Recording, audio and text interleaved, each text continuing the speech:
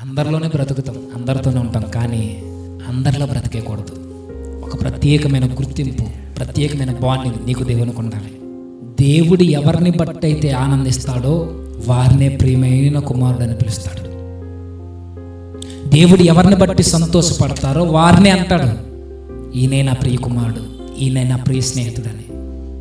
దేవునితో మనకు అంత బాండింగ్ ఏర్పడాలి. నిజానికి దేవుడు మనల్ని పుట్టించింది కూడా దాని కొరకే. ఆయనతో పెనవేసుకుని ఎల్లప్పుడూ ఆయన సహవాసంలో, ఫెలోషిప్లో ఉండడానికి దేవుడు మనల్ని పుట్టిస్తే ఈరోజు ఆయనకు దూరంగా జరిగి అందరితో కలిసి బ్రతుకుతున్నాం.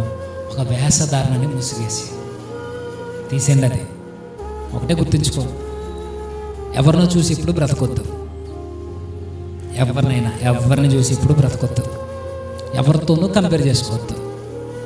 ఇంక్లూడింగ్ భక్తులతో కూడా కంపేర్ చేసుకోవద్దు, సేవకులతో కూడా కంపేర్ చేసుకోవద్దు. నీ బ్రతుకు నీ బ్రతుకే, నీ వ్యక్తిగత జీవితం నీదే, నీ ఆత్మకు నువ్వే బాధ్యుడివి.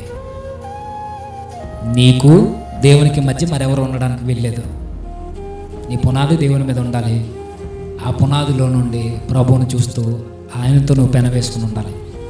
అందరిలోనే ఉన్నా అందరికీ ఒక ప్రత్యేకమైన మాదిరిగా మనం బ్రతుకుండాలి.